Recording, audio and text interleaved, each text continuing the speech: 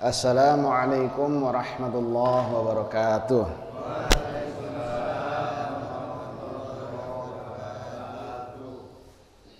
Innal hamdalillah nahmaduhu wa nasta'inuhu wa nastaghfiruh wa na'udzu billahi min shururi anfusina wa min sayyiati a'malina.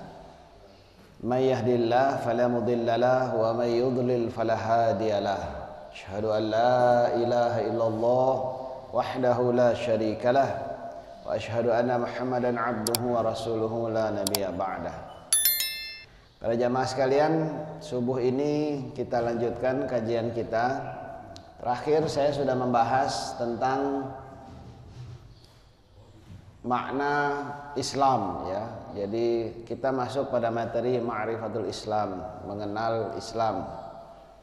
Islam adalah risalah yang dibawa oleh Nabi kita Nabi Muhammad sallallahu alaihi wasallam. Yang lalu kita meninjau pertama dari arti kata Islam ya. Islam berasal dari kata salam yang artinya keselamatan, kesejahteraan, kedamaian, dan juga sebetulnya berarti perlindungan ya. Ini saya baca dalam surah Hud surah ke-11 ayat ke-48. A'udzubillahi minasyaitonirrajim. Qila ya Nuh ihbit bisalamin minna wa barakatin 'alaika wa 'ala umamin mimman ma'ak. Wahai Nuh, dan difirmankan wahai Nuh, turunlah dari perahu itu bisalamin minna, dengan penuh keselamatan dan perlindungan dari kami ya, jadi Islam juga bermakna perlindungan. Selain itu, kata kedua yang menyusun kata Islam ini juga berasal dari kata aslama yuslimu, yang artinya tunduk dan patuh ya. Jadi Islam itu kesejahteraan, keselamatan, kedamaian, perlindungan, tetapi juga berasal dari kata aslama yuslimu ya, al-istislam wajhah, menundukkan diri kita ya. Bala man aslama wajhahu lillah. Tidak demikian, melainkan mereka yang menundukkan wajahnya, dirinya kepada Allah. Jadi ada faktor ketundukan, kepatuhan. Maka kalau ada orang Islam hidupnya tidak damai, tidak selamat, tidak sejahtera, mungkin ada yang salah dalam ketundukan dan kepatuhannya kepada Allah. Jadi kita tidak hanya mengharapkan keselamatan, kedamaian itu, tetapi juga kita harus paham bahwa keselamatan dan kedamaian itu diperoleh melalui ketundukan kepada Allah. Ya, jadi ini dua hal yang memang nggak bisa dipisahkan. Islam juga ya, bermakna secara terminologi atau secara istilah ya, bahwa Islam itu adalah aturan ad-din ya. Ad-din itu dalam surah Al-Maidah surah kelima ya, ayat ketiga, al-yauma akmaltu lakum dinakum wa atmamtu alaikum ni'mati wa raditu lakumul islam dinan. Pada hari ini aku sempurnakan bagi kalian din kalian. Wa atmamtu alaikum ni'mati, dan aku cukupkan nikmatku pada kalian. Wa raditu lakumul islam dinan, dan aku meridhoi Islam itu sebagai din kalian. Kalau kita terjemahkan agama, kadang kita menjadi agak rancu dengan kata-kata ini. Karena kalau kita sebut agama, akhirnya kita cenderung menerjemahkannya sebagai identitas saja ya. Agamanya apa Pak? Islam gitu ya. Agamanya apa lagi yang lain? Mungkin ada yang Katolik ya, atau Kristen, Protestan, Hindu, Buddha. Satu lagi Konghucu. Ya, jangan lupa itu. Udah masuk juga ya. Sekarang mulai ada lagi di KTP, sudah boleh lagi dimasukkan yang berikutnya. Tahu nggak? Ya? Kepercayaan pada Tuhan. Itu di Jawa Tengah udah mulai banyak tuh orang yang KTP-nya diganti. Bukan lagi Islam tapi kepercayaan kepada Tuhan. Ya. Saya juga nggak yakin itu mulai kapan, tapi udah mulai berlaku itu ya. Boleh di KTP dicantumkan itu. Pada jamaah sekalian, din itu lebih bermakna atau memiliki arti. Kalau diartikan agama, saya tanya dulu nih, ya. Ada nggak orang yang nggak beragama? Ada nggak? Hah? Ada? Ateis. Ada nggak Pak Sam? Ada ateis. Ateis itu apa sih artinya? Tidak mengakui Tuhan gitu ya, anti Tuhan. Oh, oke. Maksudnya apa anti Tuhan itu? Tidak bertuhan. Maksudnya apa tidak bertuhan itu? Saya tanya lagi ya biar jelas nih. Apa Pak? Tidak mengakui. Baik. Jadi ada orang yang tidak beragama ya. Oke. Itu kalau agama diartikan sebagai identitas ya. Ya ada aja orang beragama ini, agama itu, atau bahkan tidak beragama. Tetapi dalam Quran kata-kata ad-din itu maknanya bukan itu sebetulnya ya. Terlalu dikecilkan maknanya kalau diartikan sebagai agama, sebagai identitas begitu.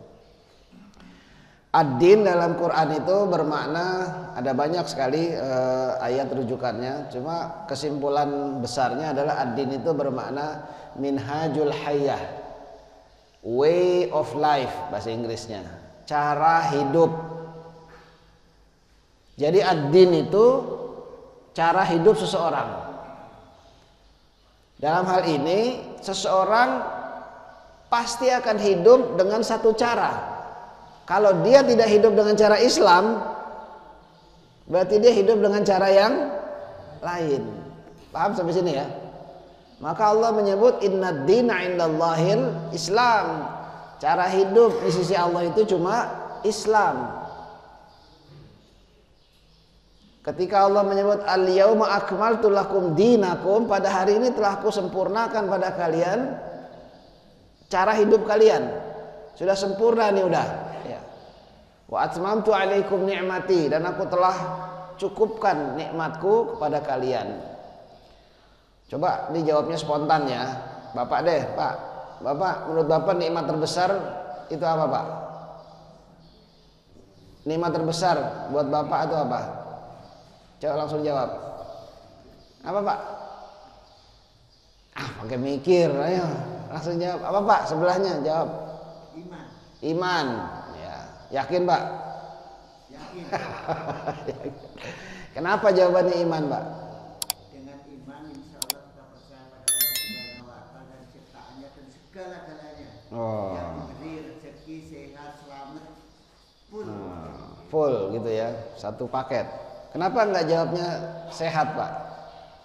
Atau harta yang banyak? Nah, kalau saya secara pribadi tetap iman. Iman. Karena dengan iman kita diciptakan Allah, beriman yang tadi Pak, ya kita percaya Allah ciptaannya dan lain-lain gitu. Ya, ya. Karena kalau cuma hidup aja nggak iman nggak ada artinya kan? Oke, ya. Ya betul ya. Jadi keduanya apa kira-kira setelah iman? Sehat apa? Hah? Sehat. Sehat juga Pak ya. Kenapa Pak sehat? Hah?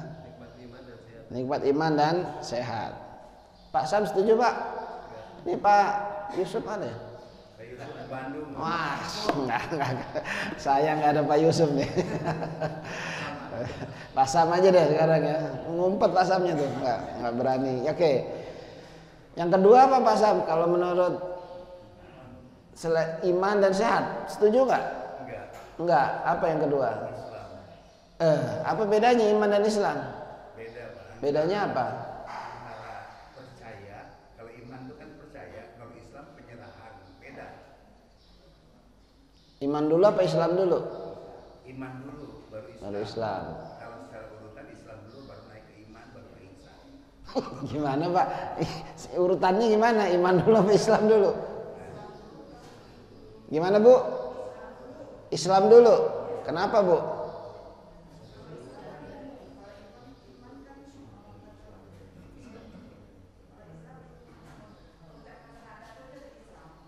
Ucapkan syahadat dulu.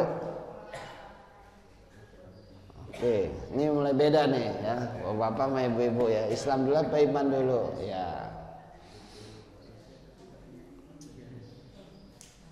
Mana nih kira-kira kita terima, iman dulu apa Islam dulu? Coba Pak, sebelah kiri nih belum jawab nih, cuma yang depan aja. Iman dan itu nikmat terbesar, iman dan takwa. Apa Pak takwa itu? Bedanya sama iman apa? Iman itu Islam menjalankan perintah Allah, akan menjalankan Allah. Iman itu menjalankan perintah Allah. Kalau takwa? Kalau takwa apa Pak? Kan tiap Jumatan di sini di ittaqullah gitu kan? Apa takwa itu? Kalau nggak ngerti tanya Pak sama khotibnya. Pak khotib dari tadi setiap Jumat ittaqullah terus, apa maksudnya gitu? Kira-kira? Terus iman tadi melaksanakan perintah juga. Bedanya apa Pak? Baik ya, biar nggak tambah bingung ya. Oke, pertama iman dulu apa Islam dulu? Ya, makanya ini tergantung apa definisi kita, iman itu apa, Islam itu apa. Kalau tadi Pak Sam bilang iman itu percaya, enggak Pak, enggak cukup. Ya. Iman itu bukan sekedar percaya. Kalau percaya itu nanti gini, ya kamu percaya nggak? Ya percaya nggak percaya. Nah nih mulai nih yang kayak gini-gini nih ya. Iman itu bukan begitu ya. Tidak sama dengan hanya sekedar percaya. Ya. Ketika dituntut keimanan, ya pertama adalah dia menerima konsep itu. Dalam surah Ali Imran itu ada disebutkan. Innana sami'na munadiyan yunadi lil iman an aminu bi rabbikum fa amanna. Sesungguhnya kami mendengar innana sami'na munadi, para penyeru, yunadi lil iman, yang menyerukan pada keimanan. Para penyeru yang menyerukan kepada keimanan, termasuk para nabi dan rasul ya. An aminu bi rabbikum, agar beriman kepada Rabb kalian, fa'amanna, maka kami beriman, menerima keimanan itu. Jadi kalau tadi ibu bilang Islam itu dimulai dengan bersyahadat, syahadat itu saya anggap ini yang mu'alaf Bu ya. Kalau ibu bersyahadatnya kapan Bu? Hah? Dalam perut? Ah, iya. Bukan sebelum di dalam perut Bu, bukan di dalam perut ya. Sebelum itu ya, surah Al-A'raf ayat 172. Belum Bu, sebelum ditiupkan ke dalam perut itu ya. Bersyahadatnya wa asyhaduhum ala anfusihim alastu bi rabbikum qalu bala syahidna. Itu sebelum ditiup ke dalam perut ya. Nah, akan tetapi ketika kita lahir ya, kita nggak inget itu ya, Pak Sam lupa, nggak inget bahwa pernah bersyahadat. Karena itu anggaplah misalnya mereka yang dari lahir non muslim gitu, lalu kemudian setelah besar tinggal di RW 20, sering bergaul sama Pak Sam, akhirnya menerima keimanan, lalu bersyahadat di Masjid Al-Hikmah ini ya. Disaksikan jamaah di sini juga, dia telah bersyahadat. Nah, sebelum dia bersyahadat itu, Bu, kira-kira apakah dia sudah menerima konsep keimanan Islam ini. Taruhlah tadinya dia gini gitu ya, 3113 gitu. Nah lalu setelah beriman dia menerima nggak qul huwallahu ahad ya sebelum dia bersyahadat. Ini kan baru mau ngucapinnya di Al-Hikmah nih. Nah sebelum dia ngucapin di Al-Hikmah dia udah menerima belum konsep iman pada Allah? Belum. Terus kenapa dia mau bersyahadat bahwa dia belum menerima? Ya kan? Dia berani bersyahadat di sini tentu sebelumnya dia sudah belajar sama Pak Syam. Apa sih bedanya keimanan Islam dengan keimanan dia sebelumnya ya? Mau itu Kristen, Hindu atau apapun. Lalu kemudian setelah belajar dengan Pak Syam, dia mulai mempelajari, oh Islam tuh begini keimanannya. Dia terima nggak kira-kira? Setelah dia terima, beriman pada Nabi Muhammad SAW. Setelah dia terima, baru kemudian dia bersyahadat. Kira-kira gitu nggak? Atau dia bersyahadat dulu baru beriman? Hah? Gimana Pak? Artinya dia paham itu kan? Dia paham dan dia terima. Nah, baru dia mau bersyahadat. Betul? Harusnya begitu ya. Nggak ada lah orang ujuk-ujuk bersyahadat padahal dia nggak ngerti apa yang asyhadu alla ilaha illallah. Ngerti nggak itu apa? Enggak. Lah itu buat apa dia ngomong begitu? Nah, ya kan? Kalau dia ngerti dengan penuh kesadaran, diskusi dulu misalnya datang ke pengajiannya siapa yang kemarin datangin Dr. Zakir Naik misalnya kan. Lalu kemudian argumentasinya itu dijelaskan, dia paham, lalu ditawarin, mau nggak ente bersyahadat setelah dia menerima konsep itu? Mau, ya kalau gitu ucapkan. Nah, dia bersyahadat di hadapan semua orang. Tapi dia harus menerima dulu konsep keimanan ini. Bagaimana dia mau bersyahadat kalau dia tidak mengerti tentang konsep keimanan ini? Makanya di surah Ali Imran tadi, innana sami'na munadiyan yunadi lil iman an aminu bi rabbikum fa amanna. Jadi mendapatkan dulu konsep keimanan itu. Bagaimana konsep? Lihatlah siapalah artis kayak siapa kayak yang masuk Islam itu. Apakah dia langsung ujuk-ujuk bersyahadat?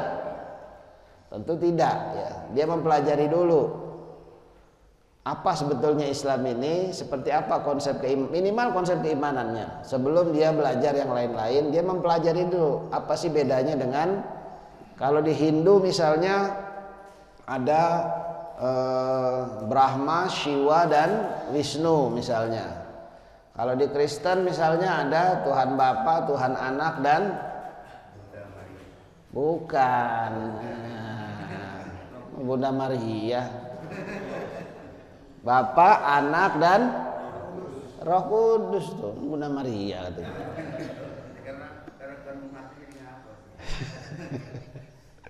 Ya. Jadi tapi nggak keliru amat kok Pak Sam nih, karena dalam Quran surah Al-Maidah itu disebutnya ketika nanti Nabi Isa ditanya oleh Allah di hari akhir, pertanyaan Allah kepada Nabi Isa itu, apakah engkau yang mengajarkan pada umatmu untuk menyembahmu dan menyembah ibumu? Nah, di Quran ada kata-kata begitu Pak, dan menyembah ibumu. Berarti memang tambahan ya. Kalau bapak ke gereja gitu, tahu-tahu masuk ke dalam gereja nggak tahu ini gereja apa, bapak bisa bedain nggak ini gereja Katolik apa Protestan? Nggak bisa ya. Saya bisa karena saya tahu kalau gereja Katolik itu mesti ada Bunda Marianya, benar. Kalau Protestan nggak ada, ya. Entah itu patung, entah itu lukisan, mesti ada Bunda Marianya tuh kalau Katolik ya. Pantas kalau dalam surah Al-Maidah disebut begitu ya. Baik, saya lanjut lagi. Jadi keimanan ini dalam Islam bukan sekedar percaya, apalagi percaya yang tanpa bukti. Allah nggak perlu keimanan yang model begitu ya. Keimanan apa model begitu? Asal percaya aja tanpa, nggak bisa. Keimanan yang benar itu keimanan yang masuk ke dalam akal kita juga, sehingga menancap kuat di dalam diri kita, memuaskan spiritual kita dan memuaskan intelektual kita juga. Itu keimanan yang kuat. Kalau keimanan yang tidak memenuhi rasa intelektual, biasanya nggak kuat tuh, akhirnya akan goyang. Ya, makanya keimanan ini bukan sekedar percaya buta, tetapi disuruh. Quran ini menganjurkan keimanan selalu didampingi dengan afala ta'qilun. Apakah enggak kau pakai akalmu itu? Afala tatafakkarun. Tidakkah engkau pikir itu berulang-ulang? Afala tadabbarun. Enggak dianalisa itu semua. Jadi harus digunakan akal kita ini. Ya. Bagaimana seorang bisa beriman? Saya tanya. Bagaimana Pak seorang bisa beriman? Karena ada yang beriman, ada yang enggak. Kenapa ada seorang yang bisa beriman? Karena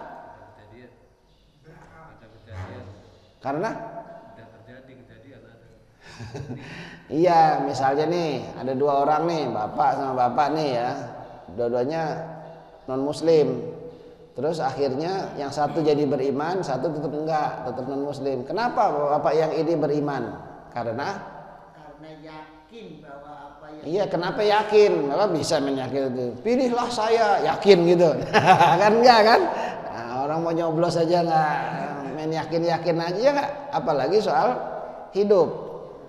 Kenapa Pak Bapak yakin? Kenapa Bapak beriman? Ya pasti segala sesuatu akan ada balasannya. Yang apa kita perbuat akan memetik hasilnya. Yakin bahwa apa yang kita perbuat itu ada hasilnya. Dari mana Bapak dapat keyakinan itu? Lah iya kan? Dari mana dapat keyakinan itu? Bahwa apa yang kita perbuat pasti akan ada hasil. Dari mana Bapak dapat keyakinan itu? Hah? Udah terbukti? Terbuktinya gimana Pak? Pengalaman.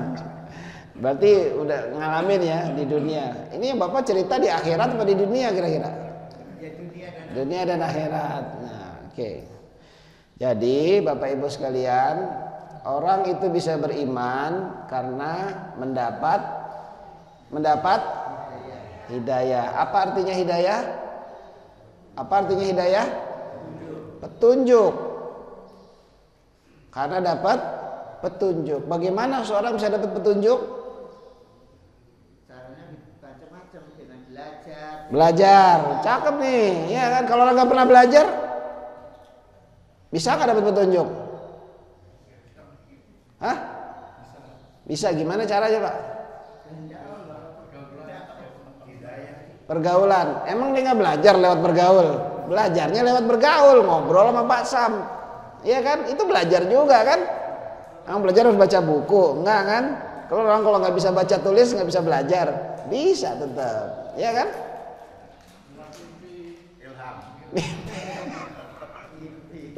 Lewat mimpi katanya. Aduh, Bapak mimpi apa Pak? Mimpi buruk terus. Oke.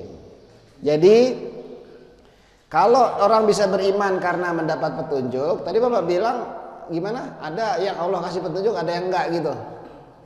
Ya, karena orang gini, Allah beri hidayah. Iya. Yang yakin, yang jadi beriman gitu. Dengan petunjuk Allah dia yakin, maka bahwa akan ada hasilnya tadi, ya iman. Apa yang saya perbuat, insya Allah akan Ya. Sebelum dia beriman kan harus dapat petunjuk dulu. Bagaimana dia mau beriman kalau dia nggak dapat petunjuk? Ya, petunjuk itu tadi diperoleh lewat belajar, ya, bergaul yang benar. Dengan pergaulan itu dia belajar. Ya, oke, betul. Pertanyaan saya gini, ini Pak Sam yang jawab nih ya. Pak Sam, apakah semua orang mendapat petunjuk dari Allah? Tidak. Kenapa? Karena Allah menyebut ada yang diberi petunjuk, ada yang enggak. Berarti Allah pilih-pilih. Siapa yang dipilih? Nah, Pak Sam dipilih gitu. Kenapa Pak Sam dipilih? Nah,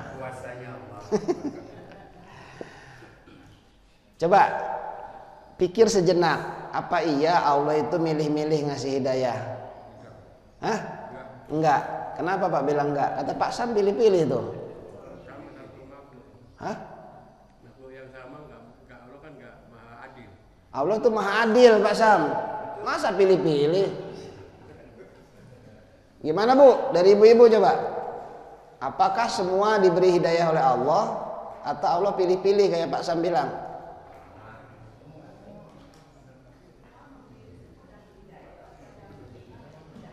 Iya, dia beriman karena mendapat hidayah kan. Hidayah itu petunjuk. Entah lewat belajar, lewat macam-macam tadi ya. Kemudian dia mendapat petunjuk. Lalu dia memilih beriman, dia menerima keimanan yang ditawarkan itu ya oleh Pak Sam, oleh para nabi dan rasul misalnya ya. Nah, kenapa ada yang mendapat petunjuk, ada yang enggak? Nah, kata Pak Sam, Allah pilih-pilih. Kata Pak Komari ya. Pak Komari bilang, enggak, Allah enggak pilih-pilih, Allah itu maha adil. Gitu Pak ya. Jadi semua diberi petunjuk. Semua diberi hidayah. Kalau menurut Ibu, iya, ada yang menerima lalu beriman, ada yang menolak lalu kafir gitu kan. Nah masalahnya apakah Allah pilih-pilih apa enggak ngasih hidayah nih? Enggak. Pak Asam sendirian. Yang lain bilang enggak semua. Tetap pilih-pilih. Wah. Ini. Hah? Itu jadi nabi. Enggak, saya nggak ngomong jadi nabi. Nah, ini udah nggak ada lagi. Masa jadi nabi? Ya Allah jadikanlah saya nabi. Ya nggak ada doa kayak gitu. Enggak lah. Ya, ini beriman Pak. Ya, ya buktinya ada yang beriman, ada yang kafir kan Pak Sam ya. Nah, tapi apakah ini karena Allah pilih-pilih ngasih hidayah atau gimana? Kenapa Pak Sam? Tetap. Itu tadi saya baca Pak, hamdalah di pertama tadi ya. Mayyahdillah ya, fahuwal muhtadi di ayat ya. Kalau saya tadi mayyahdillah fala mudhillalah. Siapa yang diberi hidayah oleh Allah, tidak ada yang bisa menyesatkan dia. Wa may yudlil, siapa yang disesatkan oleh Allah, fala hadiyalah. Ya, makasih Pak. Siapa yang disesatkan oleh Allah, tidak ada yang bisa memberi dia hidayah. Itu Pak ya. Ya kalau Pak Sam berdasarkan dalil, wah ada ayatnya itu Ustaz. Ya oke, saya juga baca itu. Mayyahdillah fahuwal muhtadi. Ya. Tapi itu tadi, bagaimana dengan pendapat Pak Komari bahwa Allah itu maha adil? Masa Allah pilih-pilih? Kok jadi kesannya pilih kasih gitu ya? Kenapa Allah pilih-pilih? Kenyataannya ada yang beriman, ada yang enggak. Maka yang beriman ini disebut oleh Pak Syam, dia mendapat hidayah. Saya koreksi kalau begitu Pak ya. Koreksinya adalah siapa yang beriman berarti seperti Ibu bilang, dia menerima hidayah itu. Siapa yang kafir, dia menolak hidayah. Berarti sebetulnya dia dapat hidayah, tapi ada yang diterima, ada yang menolak. Begitu Bu ya. Nah, jadi nggak pilih-pilih Pak Sam. Nah dulu, mari kita kembali lagi nih. Kenapa? Apa sih sebetulnya hidayah itu? Ya, petunjuk. Apa petunjuk pertama yang Allah berikan pada manusia? Coba sebut hidayah itu apa coba? Petunjuk ya, yang mana hidayah itu? Coba Pak Komari, hidayah itu mana? Petunjuk dari Allah itu yang mana? Iya, kan hidayah katanya. Petunjuk dari Allah. Itu nggak bisa ditunjuk Pak, yang mana? Petunjuk dari Allah mana? Ini bukan? Ini bukan? Quran. Quran itu nama lainnya adalah Al-Huda. Ya. Huwallazi arsala rasulahu bil huda wa dinil haq. Dialah Allah yang mengutus rasulnya dengan al-huda, petunjuk. Benar nggak ini isinya petunjuk? Benar kalau dibaca. Kalau nggak dibaca ya taruh aja ya. Buat mahar aja sama Pak Sam nih. Maharnya Quran. Ini petunjuk. Oke. Apakah Quran ini petunjuk pertama dari Allah? Gimana Pak? Apakah Quran ini petunjuk pertama dari Allah? Gimana Pak Sam? Benar. Ini petunjuk pertama. Terus orang yang nggak pernah baca Quran berarti taruhlah dia lahir di Bali misalnya, semuanya Hindu, kakek nenek bapak ibunya semuanya Hindu, dia nggak pernah bertemu Quran aja nggak pernah, berarti dia nggak pernah dapat petunjuk begitu. Allah berikan fitrah kalau untuk yang lahir di Bali. Fitrah, apalagi fitrahnya ya, disebut lagi fitrahnya. Maksudnya gimana Pak fitrah tuh? Kesucian manusia. Kesucian manusia, oke. Adalah fitrah yuladu alal fitrah. Kullu mauludin yuladu alal fitrah. Tuh kan kalau yang sering ngaji tuh jawabnya pakai dalil terus nih Pak Sam nih ya. Nabi bersabda dalam sebuah hadis, kullu mauludin yuladu alal fitrah. Setiap yang baru lahir dalam kondisi fitrah, walaupun dia lahir dari rahim ibu yang kafir, gitu ya. Dia tetap lahir dalam kondisi fitrah. Nah, jadi fitrah itu kesucian. Jadi maksudnya apa kaitannya dengan petunjuk? Kalau petunjuk itu kan nanti kalau karena ini udah ada dasar fitrah. Udah ada fitrahnya terus. Untuk menerima petunjuk itu gampang, tergantung kepada walinya. Walinya itu mau masuk. Fa abawahu yuhawidani au yunasrani au yumajisani. Itu lanjutan hadis Nabi tadi ya. Nanti orang tuanya menjadikan dia Yahudi, Nasrani atau Majusi. Enggak disebut menjadikan dia Islam. Karena dia sudah lahir dalam kondisi fitrah. Oke? Jadi yang membuat dia keluar dari atau enggak lagi mengikuti fitrahnya adalah orang tuanya. Oke, orang tuanya non muslim semua nih.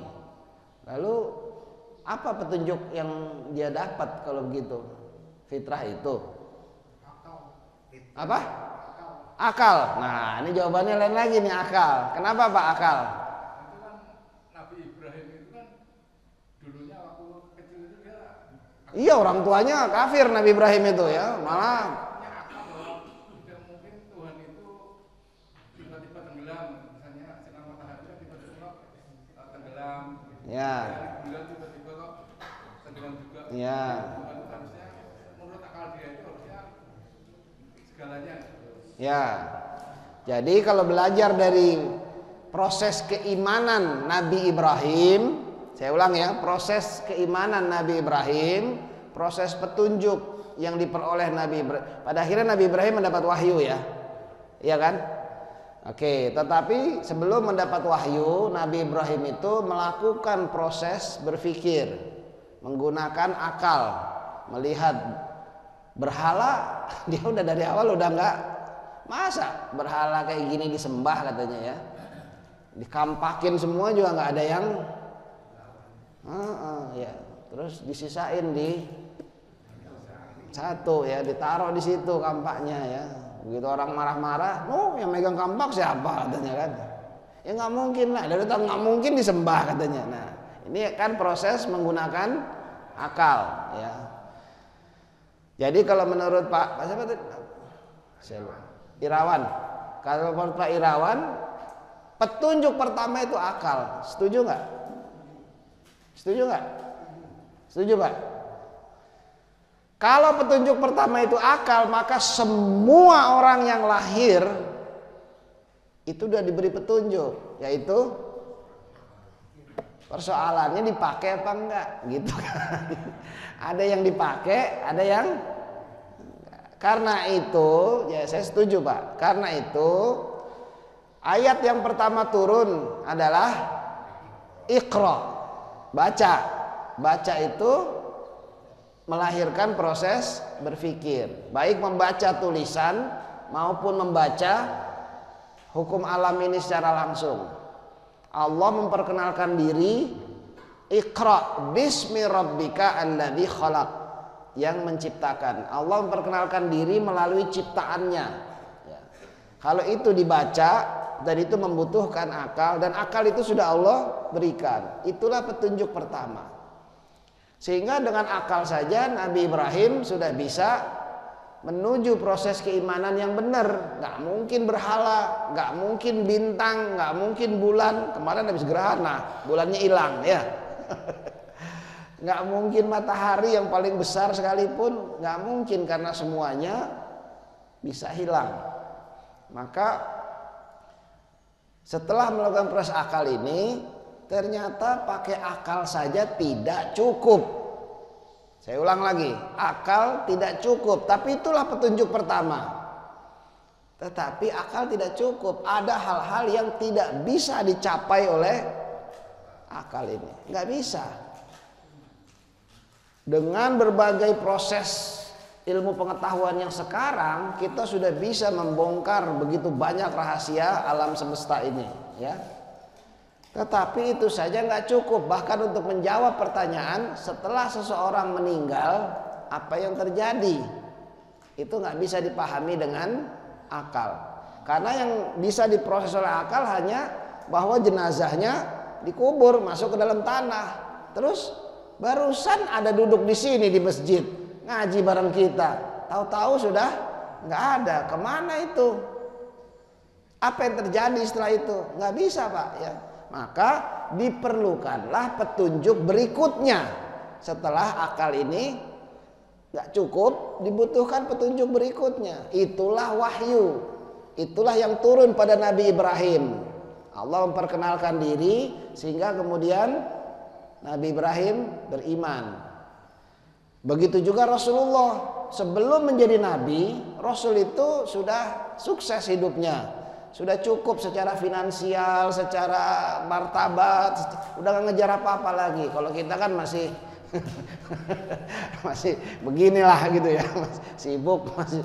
Nah, kalau Rasulullah itu sudah enggak ya, sehingga kemudian di umur 40 itu, dari umur 35 sampai 40 itu Rasul sering ke Gua Hira. Ngapain ke sana? Bukan mau semedi, bukan ya, tapi melakukan proses berpikir, bertahannuts, memikirkan. Soalnya kalau di RW 20 tuh banyak gangguan ya. Maka Rasul kemudian menyendiri dan berpikir. Nabi sudah tahu cara hidup di Mekah itu salah, tapi Nabi nggak tahu yang benar bagaimana. Bingung. Wa wajadaka dhalan fahada. Kami dapati engkau bingung, baru kami beri petunjuk. Baru kemudian Allah menurunkan 5 ayat pertama itu, Iqra bismi rabbikal ladzi khalaq, khalaqal insana min 'alaq, Iqra wa rabbukal akram, alladzi 'allama bil qalam, 'allamal insan ma lam ya'lam. Allah juga yang mengajarkan pada manusia apa yang dia tidak mampu mencapainya dengan proses belajar. Nah, jadi akal pun ada keterbatasan. Tetapi benar, Pak, itu petunjuk pertama. Dibutuhkan petunjuk kedua, wahyu. Catatan saya di sini, ini wahyu yang kedua ini tidak bisa jadi petunjuk kalau orang tidak mau menggunakan akalnya. Nggak bisa.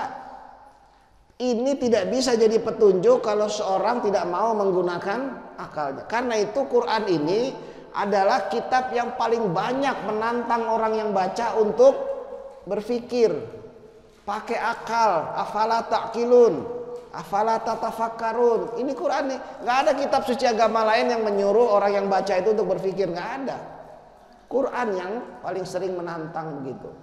Karena dengan berpikirlah kita bisa memahami petunjuk ini. Pak Sam baca surat Yasin tiap malam Jumat tapi nggak pernah ngerti artinya apa, dan Pak Sam nggak bisa bahasa Arab. Apa maksudnya? Nggak tahu.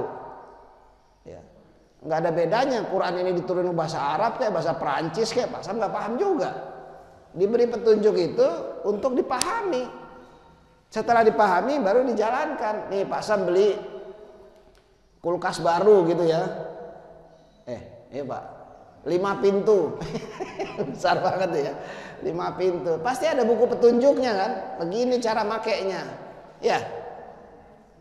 Nah, itu dibaca, jangan asal colok aja gitu.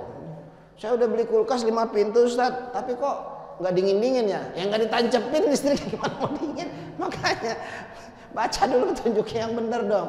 Udah saya tancepin nggak diputer ke arah yang Baca petunjuknya lah, itu ada petunjuknya bagaimana, betul nggak? Nah, tapi kalau petunjuknya bahasa Cina, gimana saya mau baca gitu kan? Nggak ngerti. Ini petunjuk dalam bahasa Arab.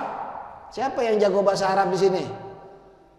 Terus bisa nggak kita paham kalau kemudian kita nggak ngerti apa yang kita baca? Bisa nggak jadi petunjuk? Nggak bisa, susah. Nah, karena itu Quran, walaupun arti Quran itu adalah bacaan, tetapi orang membaca itu supaya dia ngerti. Iqra itu supaya dia ngerti. Kalau kita nggak ngerti apa yang kita baca, sulit untuk bisa menjadikan Quran ini sebagai petunjuk. Nah, lalu bagaimana kaitannya dengan Al-Huda tadi, hidayah? Dalam surah Al-Baqarah ya, ayat 30 berapa itu? Setelah ayat 38 ya. Qul nahbitu minha jami'a, ayat 38. Qul nahbitu minha jami'a. Kami berfirman, turunlah kalian semua. Ini Nabi Adam setelah turun dari jannah,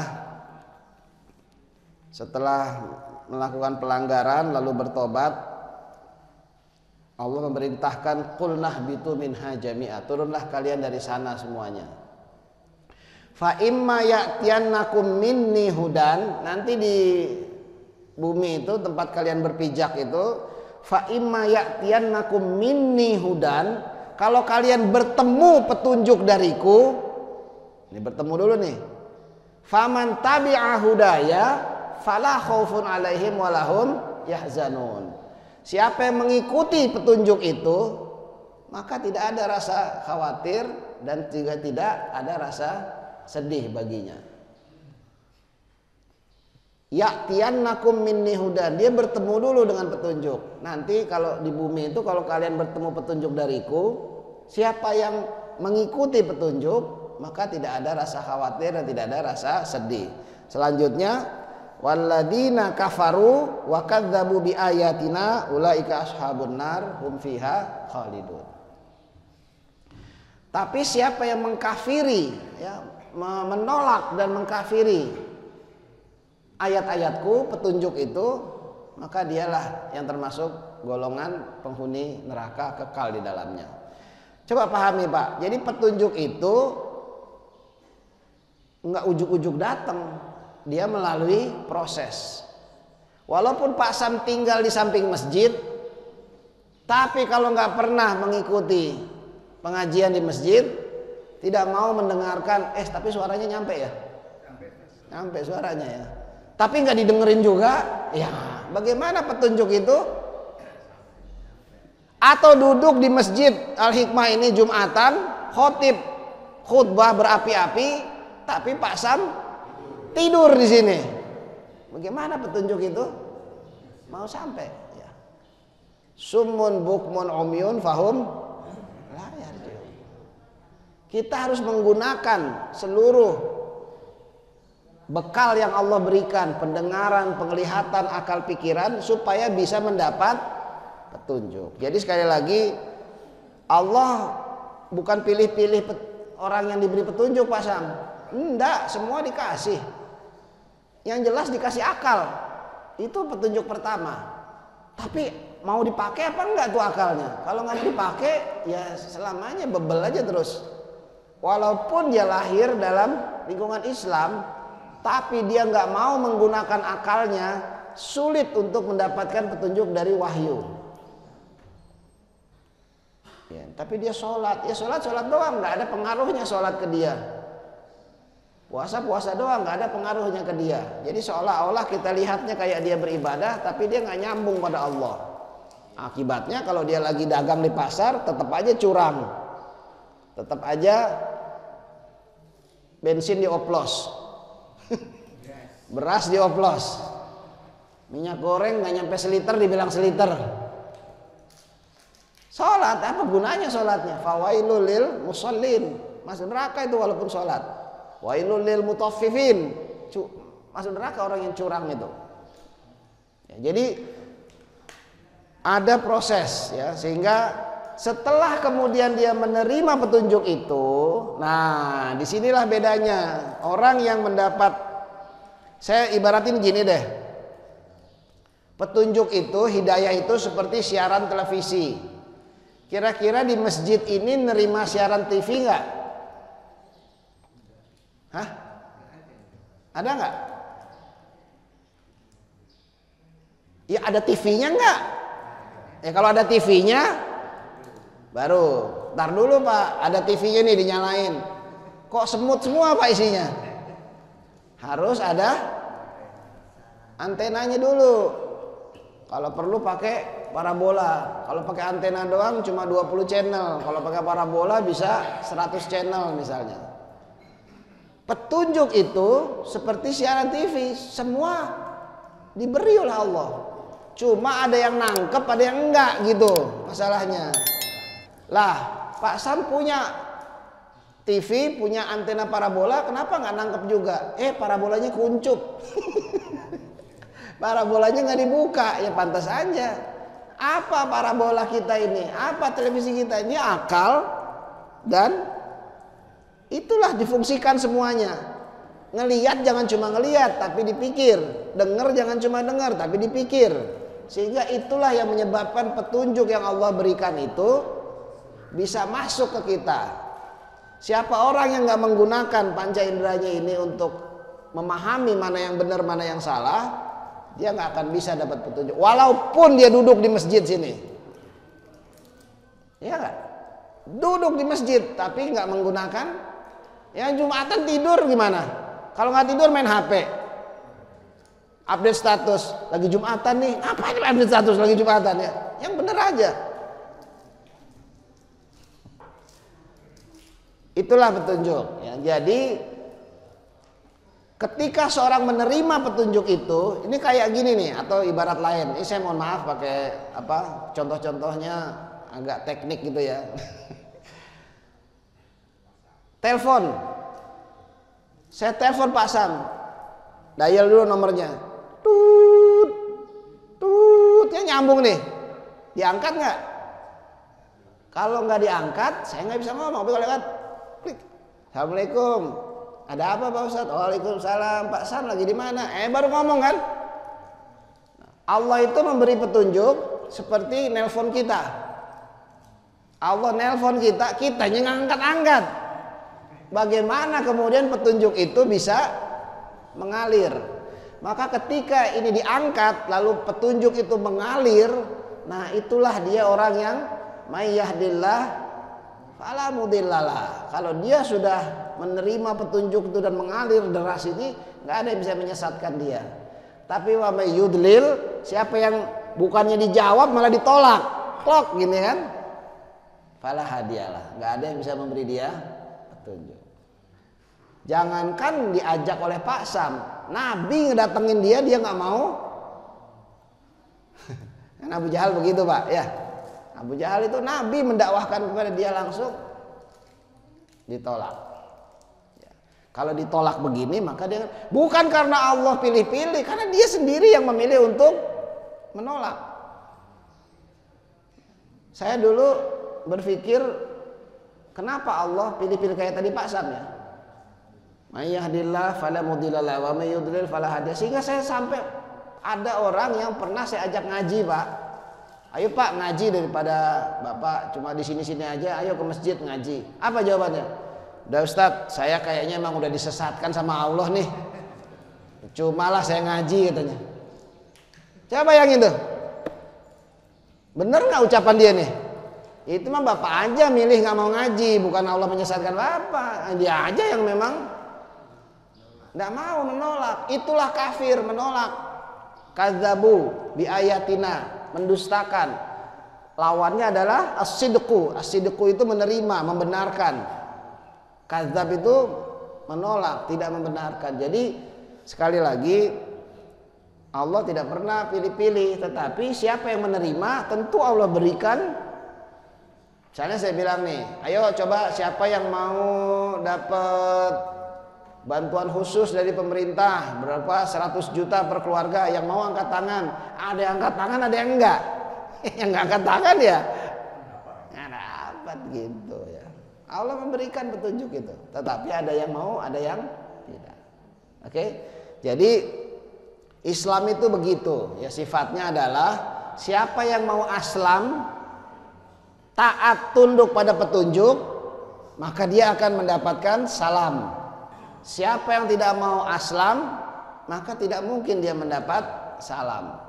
Walaupun dia mengaku muslim, pengakuan saja tidak cukup. Wa minan nasi may yaqulu amanna billah wa bil yaumil akhir wa ma hum bimu'minin. Ada sebagian manusia yang mengaku beriman pada Allah dan hari akhir, di mata Allah dia tidak beriman. Kenapa? Karena ucapan, tindakannya tidak mencerminkan itu. Walaupun dia lahir dari kelompok, dari keluarga muslim, tapi kemudian dia selalu mendustakan Quran ini, tidak mau mengikuti petunjuk ini. Maka bagaimana kemudian? Saya pikir tadinya kalau Allah kok pilih-pilih nih, ada yang diberi hidayah, ada yang disesatkan. Tetapi begini Pak jawabannya, ini seperti seorang guru di sekolah, guru kelas. Kalau wali kelas sudah bilang anak ini si A tidak naik kelas, maka tidak ada yang bisa naikin dia. Kalau guru itu udah bilang naik kelas, nggak ada yang bisa nurunin dia. Tapi apakah guru itu sembarangan bikin naik kelas atau tidak naik kelas? Kan enggak. Semua tergantung anaknya. Nilainya gimana? Belajar nggak dia kemarin? Ulangan nggak? Ujian nggak? Dan seterusnya. Hasilnya gimana? Bukan gurunya suka-suka kan? Nah, jadi kalimat yang tadi Pak saya bilang itu begitu sifatnya. Kalau guru aja begitu adil, apalagi Allah yang maha adil. Nggak ada orang yang Allah kayaknya Pak Sam udah nggak usah dikasih petunjuk Pak Sam nih.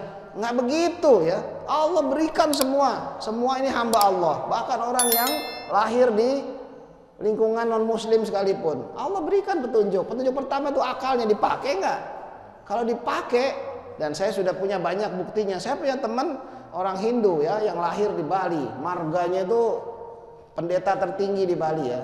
Ida Bagus. Ida Bagus itu kan klan pendeta tertinggi di sana, Brahmana ya. Jadi cucunya nih. Jadi itu dia kemudian menggunakan akalnya aja tuh. Kayaknya banyak yang nggak bener nih dari sehari-hari sampai ketika dia remaja dia mencari yang lain. Kristen segala, akhirnya dia bertemu Islam dan dia baru ini kayaknya yang paling masuk akal. Dia menggunakan akalnya. Allah memberi petunjuk semua, tetapi ada yang mau menerima, ada yang tidak. Jelas sampai sini ya? Oke, jadi iman dulu baru Islam. Ya. Tapi pada ujungnya wala tamutunna illa wa antum muslimun. Janganlah kalian mati kecuali sedang dalam keadaan muslim. Bukan identitasnya, tetapi dalam kondisi tunduk dan patuh. Dalam kondisi tunduk dan innallaha wa malaikatahu yusholluna 'alan nabi ya ayyuhalladzina amanu shallu 'alaihi wa sallimu taslima. Aslama yuslimu itu bermakna ya tunduk dan patuhlah kepada Rasul itu. Jadi bukan sekedar tunduk dan patuh, itulah bukti keislaman. Oke ya, jadi Islam ini agama yang memang secara istilah ya dibawa oleh Rasulullah, bukan dibawa oleh Rasulullah. Saya koreksi lagi. Ya, tadi saya baca ayat kedua, di rakaat kedua ayatnya surah Al-Hajj, surah ke-22 ayat terakhir. Huwa sammakumul muslimina min qablu wa fi hadza. Dialah Allah yang menamakan kalian semua muslim dari dulu sampai sekarang.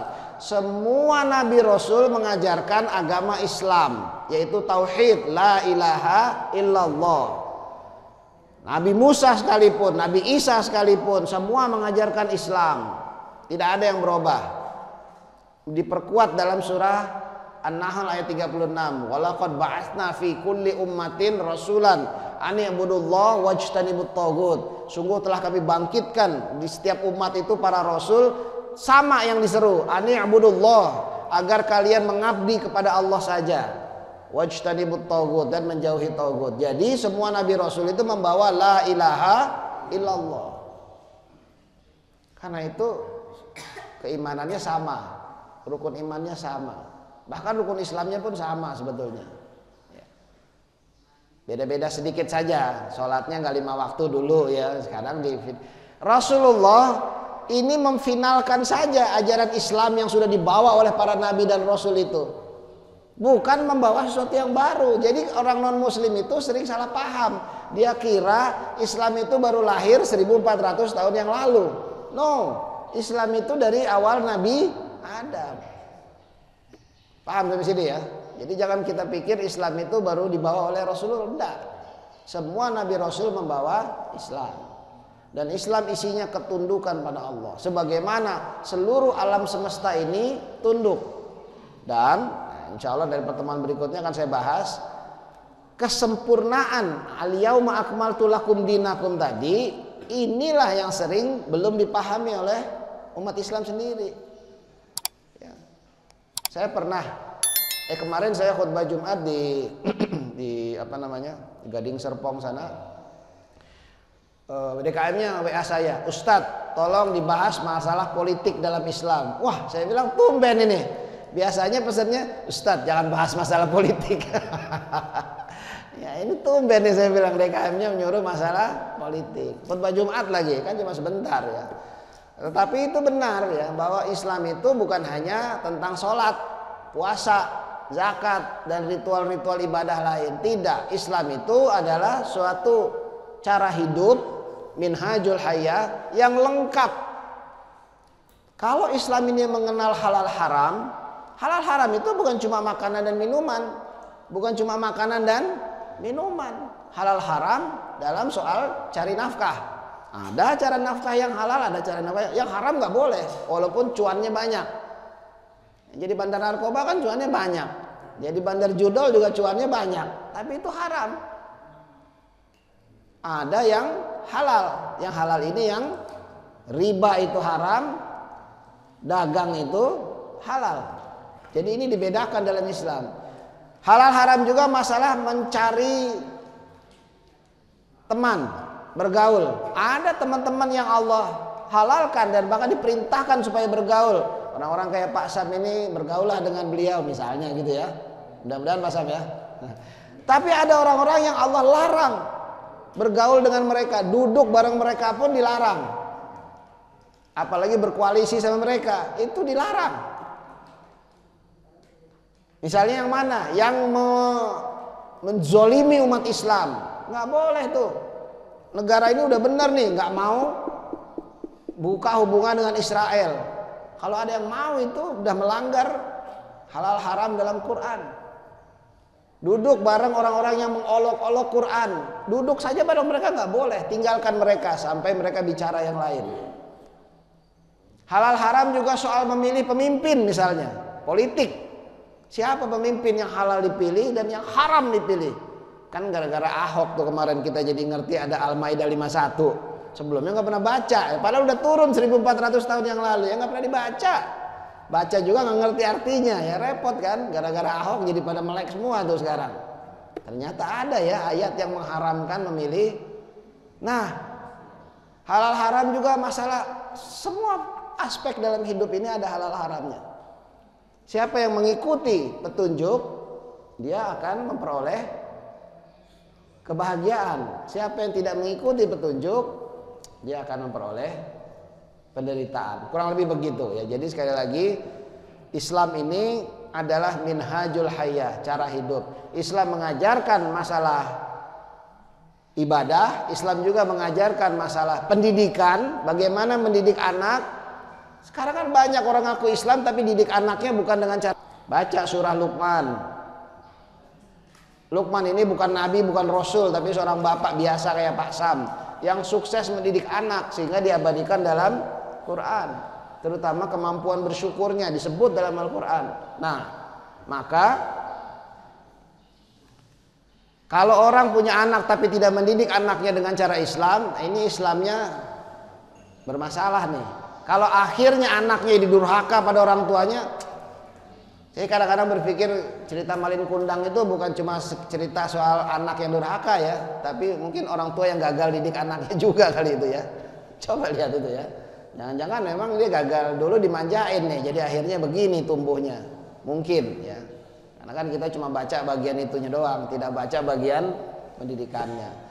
Islam juga tentang ekonomi, bagaimana caranya sehingga kalau kemudian sebuah negara ini dikelola dengan cara yang benar menurut cara Islam, harusnya makmur, apalagi negara kaya kayak kita. Tapi kalau negara udah kaya tapi ngelolanya ngawur, dia sesuai Islam, ya tunggu aja kehancurannya. Ya. Semua aspek, bukan hanya, dan Nabi itu mencontohkan itu semua, bahwa Nabi itu bukan cuma guru ngaji. Nabi itu adalah pemimpin politik, Nabi pemimpin sosial, Nabi itu pemimpin perang, bahkan militer. Semuanya kita bisa lihat pada Rasulullah. Ini Islam yang benar, bukan yang sekedar separuh-separuh saja, bukan. Al-yauma akmaltu lakum dinakum. Hari ini sudah aku sempurnakan bagi kalian cara hidup kalian. Baik, itu mungkin hari ini udah jam 6. Ada pertanyaan boleh, kalau dibantah juga boleh. Mungkin ada yang salah. Silakan, ada pertanyaan sebelum saya tutup. Ada? Ini udah tumben nih, biasanya banyak pertanyaan. Apa gara-gara saya banyak nanya tadi jadi nggak ada pertanyaan? Ada, Pak? Pak Sam? Cukup. Baik, kalau sudah cukup kita akhiri untuk sesi hari ini. Insya Allah ke depan kita akan membahas bagaimana syumuliyatul Islam, kesempurnaan Islam itu, supaya kita paham bahwa Islam ini tidak hanya soal ibadah. Dan akhirnya masjid juga bukan hanya tempat sholat. Allah menyebut rumah ibadah ini masjid, bukan musola. Kalau musola itu tempat sholat, ini masjid, tempat sujud. Sujud itu simbol ketaatan. Ini tempat berkumpulnya orang-orang yang mau taat, yang sama-sama mau melaksanakan ketaatan, bukan hanya sholat. Jadi kalau ada masjid yang orang cuma datang waktu sholat doang, itu bukan masjid. Itu kayak di mal-mal tuh, musola cuma sekedar tempat. Masjid itu memiliki fungsi yang jauh lebih besar dari itu. Ya. Kalau kemudian DKM-nya tidak melaksanakan itu, nanti Allah tanya tuh, dimintai pertanggungjawaban. Kenapa masjidnya cuma dijadikan musola? Habis sholat dikunci lagi. Aduh, ya. Ada tuh masjid yang kayak gitu tuh ya. Insya Allah di Al-Hikmah ini menjadi masjid yang memang seperti zaman dulu tuh ada Darul Hikmah namanya. Itu di zaman dinasti Abbasiyah, itu tempat berkembangnya ilmu, pengetahuan, semuanya berasal dari masjid. Masjid itu pusat ilmu, karena dengan ilmulah orang bisa mendapat petunjuk. Dengan ilmulah orang bisa berubah, dengan ilmulah orang bisa lebih sejahtera. Kalau nggak ada ilmu, dan masjid pusat ilmu. Ya. Ini yang sering hilang sekarang, bukan sekedar tempat sholat. Saya akhiri, subhanakallahumma wa bihamdika asyhadu an la ilaha illa anta astaghfiruka wa atubu ilaik. Walhamdulillahirabbil alamin. Assalamualaikum warahmatullahi wabarakatuh.